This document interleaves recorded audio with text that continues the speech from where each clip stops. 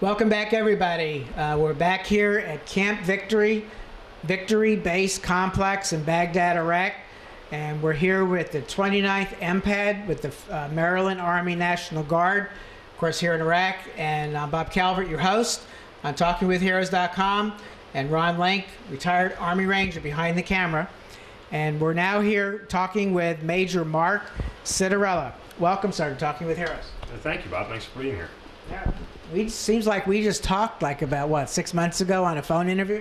Yeah, I mean, I guess it was about 6 months ago, but, time seems to go by fast on one hand, but on the other hand, when it's Groundhog's Day here, some days seem to run into the other, so you kind of lose track of time. One day you look up and say, wow, it's already the end of July, and then there are some days you look at it and be like, it's not even the end of July, so it's a little bit dichotomy there. I'm here a week or two, and I lose track of the days and the dates. I'm always asking, what is today's date? And you're here, what, a year? Yeah, close to it. We've been at this for almost 7 months now, so we're at the point in our tour where we've cleared the 6 month mark, which is always kind of a big mental hurdle for everybody to clear. You know, in a year tour, you get past that 6 month point, and you say, okay, now it's all downhill from here. All you got to do is just stay strong, stay healthy, stay safe, and finish out the rest of the tour. And get back home to the family and loved ones. Exactly. So you are the commander of the 29th MPAD. Mm-hmm. Why don't you, let's go back a little bit and just kind of share with the American people a little bit about yourself, where you're from, and how long you've served.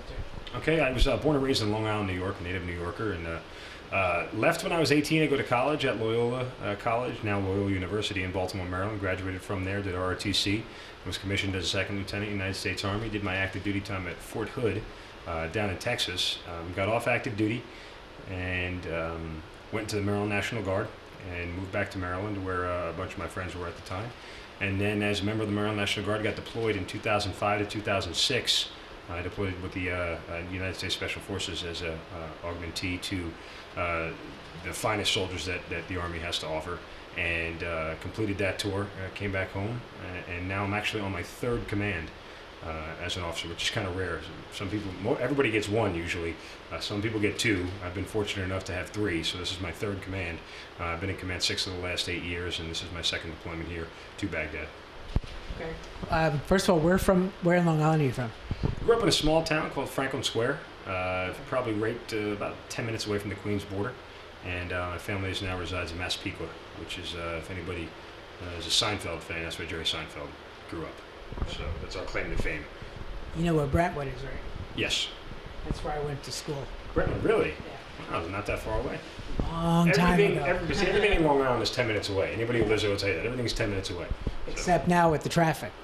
Yeah, it gets a little bit, to be a little bit of a burden on Long Island these days. You ask anybody who's been there long enough, they'll tell you they want to grandfather people in and out. If you weren't there in 1980, get to the end of the line. Yep. But Long Island's a beautiful place, certainly miss it. Okay, talk about your different deployments, the differences you've seen from the previous one to this one in terms of progress. Progress is relative, Bob, but I think when you look around, it's funny, when I first got back here, one of the first things I did, because I was at Victory Base Complex for my first tour, and I took a day drive and just went around the post and looked around at everything. And you look around and you say, sure, there's progress. There are a lot of things that are different, but a lot of things stay the same. And in certain cases, this base itself, I kind of felt like it looked worse. But then you think, well, there was a surge. It's been 5 years. It's been 150,000 soldiers, airmen, Marines, and everybody through this place. So it's taken its toll on it from that standpoint. But you start to get outside and you branch out and you look around and you start to see there's a lot more construction going on in a positive way. They're rebuilding things. There's a lot more businesses. There's a lot more of just affluence in general in Baghdad itself. And that's a sign of progress. Internally here at Victory Base Complex, things obviously are different, but you look at progress overall and you realize that, at least I can realize in the 5 years that span my 2 tours, that there's leaps and bounds of difference. Talk a little bit about what you do now, because you're the commander, but talk about public affairs. Also, what is MPAD for people who don't know? Sure.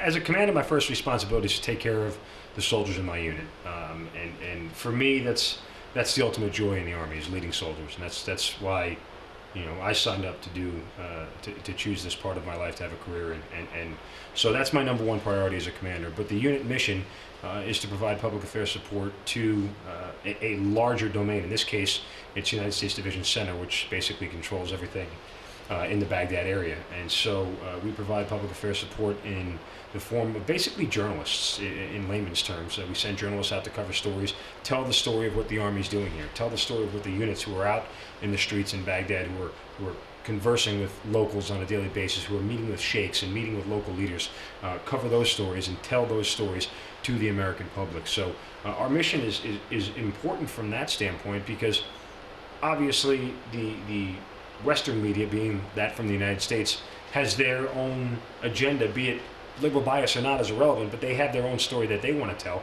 and we have our own story that we want to tell, to highlight the certain things that are going on that the regular media doesn't catch.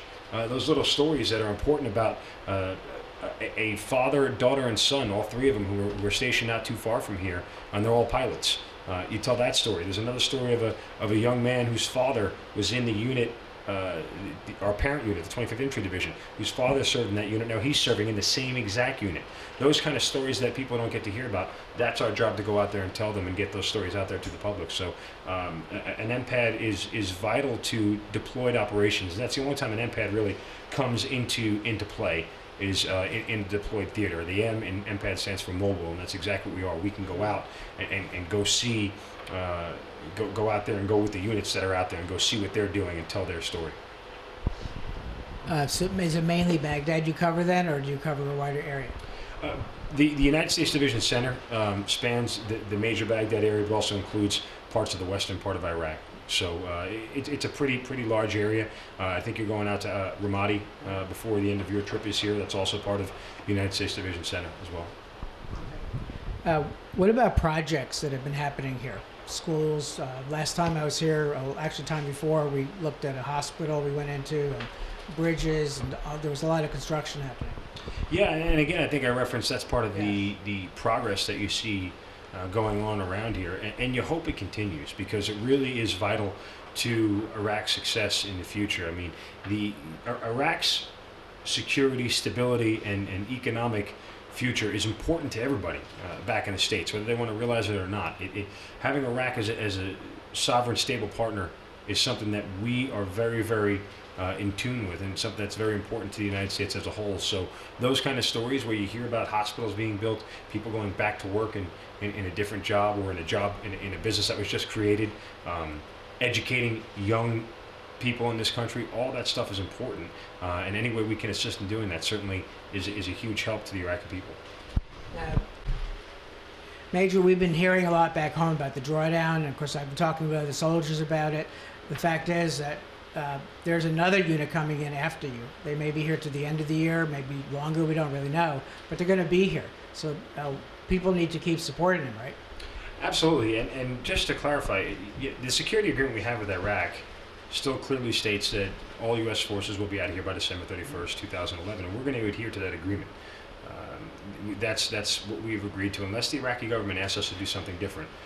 That agreement still holds true. So yes, there are still units coming in to replace units that have done their year tour, and they may be on abbreviated stints here through the end of the year, but that's part of our mission. And it's funny, because I think a lot of the American public forgets that we're still in Iraq. The focus really has moved over to Afghanistan, and I can remember when Osama bin Laden was killed. My people who knew I was here called me and said, "Do you get to come home now?" I mean, it was almost like, they don't realize that we're still in Iraq, and there's still a very vital and important mission that needs to be completed here. We'll take all the proper steps to ensure that the drawdown is safe, secure, and we'll make sure that the soldiers are protected all the way through till the end. But again, December 31st is the kind of X on the calendar, and we're going to stick to that until told otherwise. Okay. I had asked the captain about this too, care packages. As the commander, you kind of see things, more of a broader picture. So what would you say to the American people about that? Well, there are a lot of great support systems out there to help out soldiers who are deployed overseas, not just here in Iraq, Afghanistan, but all over the world.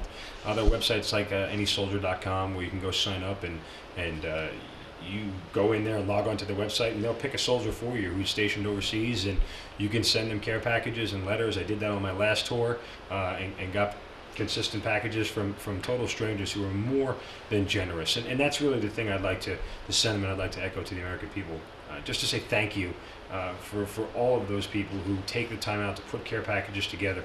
And whether the items are redundant or you're not sure what to put, trust me, getting mail here is the best part of anybody's day. And whatever's in the box, as long as it's addressed to you, it's just great to have. So whether it's baby wipes, foot powder, or gum, or little drink powder mixes that everybody loves to send, and all that stuff, it's just, you can't thank the American people enough who go out of their way to do things like that, because it's easy to forget that we're here. America's a very kind of out of sight, out of mind philosophy in the day-to-day hustle and bustle of what goes on. So those people who take that time out certainly should be recognized and rewarded for their efforts. Absolutely. And you have some things on your wall, like right behind you. Yeah. A big sign here. It says, "Mark, thank you for your service to our country." Talk about that, and also about your talk show. Yeah, well, that sign is from the radio station back home that I work for. I'm a radio and television sports talk show host back in Baltimore, Maryland, and that poster's what they got me at a going away function right before I left. And a lot of people from work signed it. People who came out to the event signed it, and it's been up there since the day that I got here. And it's kind of a source of motivation for me, knowing that there are a lot of people back there who are thinking about me every day, praying for my safety, praying that I come home soon, and that is a great feeling to know that they're there, and that they want the best for me. So I thank all the people back at 105.7 The Fan in Baltimore for all their support.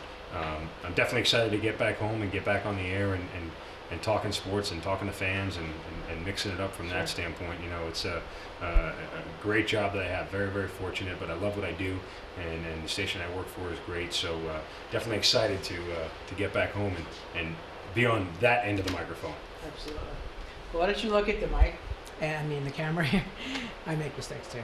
And give a shout out to family and friends back home. Sure, thanks. I'd like to say hi to my mom, my brother, and my sister back home, and of course my little nephew, Ralphie, and say that I miss you guys, I love you guys, can't wait to get home and see you. To all the family and friends and fans back in Baltimore, I can't wait to get back home, start doing the radio show again, and start hanging out in the Charm City. I miss you guys so much. I miss America. Thanks for all your support. I can't tell you how much it means to me every day. Thank you. Well, folks, you've heard it here from Camp Liberty Victory Base Complex in Baghdad, Iraq, and we are going to have a lot more for you over the next week of episodes coming up. And I want to thank again Embry-Riddle Aeronautical University, embryriddle.edu, and Mark Lydon for introducing me, DoThisGetHired.com. We're very grateful for making this trip happen. And Facebook.com/Talking with Heroes program is where our updates are going, and also the videos as they come on YouTube will go on Facebook also.